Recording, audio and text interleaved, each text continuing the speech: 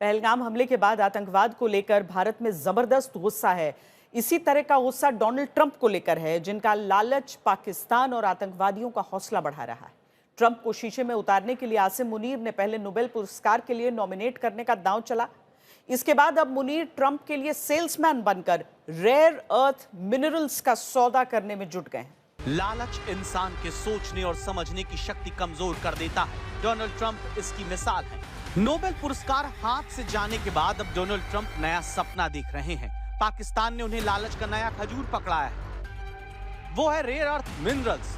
White House में राष्ट्रपति Trump को दुर्लभ खनिज दिखाते हुए आसिम मुनीर और शहबाज शरीफ की फोटो सोशल मीडिया पर काफी वायरल है।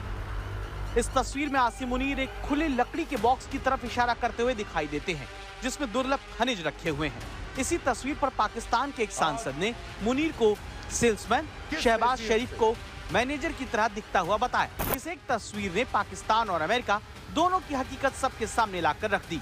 दुनिया को यह बता दिया कि पाकिस्तान में तानाशाही है और अमेरिका को तानाशाह पसंद है।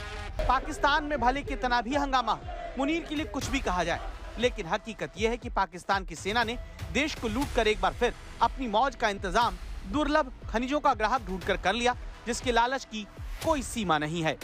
पाकिस्तान के गीत गा रहे डोनाल्ड ट्रंप से अब बलूचिस्तान के लोगों ने पूछना भी शुरू कर दिया है कि क्या वो चोरी के सामान का गिफ्ट कबूल करेंगे। सोशल मीडिया पर बलूचों का प्रतिनिधित्व करने वाले एक नेता मीरयार बलूच ने लिखा कि डियर डोनाल्ड ट्रंप, आपको दिखाए जा रहे दुर्लभ मृदा खनिजों के नमूने पाकिस्तान के भ्रष्ट सैन्य प्रमुख आसिम मुनीर और उनके कठपुतली प्रधानमंत्री की तरफ से अवैध खनन के दौरान बलूचिस्तान से चुराए गए हैं।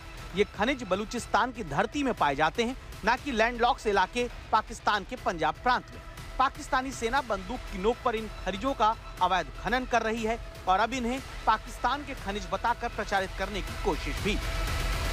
सारी दुनिया जानती है कि बलूचिस्तान में पाकिस्तान अत्याचार कर रहा है, वहां हजारों लोग लापता है, पाकिस्तानी सेना के खिलाफ विद्रोह हो रहा है। हाल में ये धमाका क्वेटा में हुआ, जहां सेना के मुख्यालय के पास हमलावर ने खुद को उड़ा दिया। बलूचिस्तान के लोग पाकिस्तान के दमन का विरोध कर रहे हैं। वहीं पाकिस्तान ने बलूचिस्तान के शोषण के लिए चीन के बाद अमेरिका के तौर पर एक और नए ग्राहक को फंसाना शुरू कर दिया है।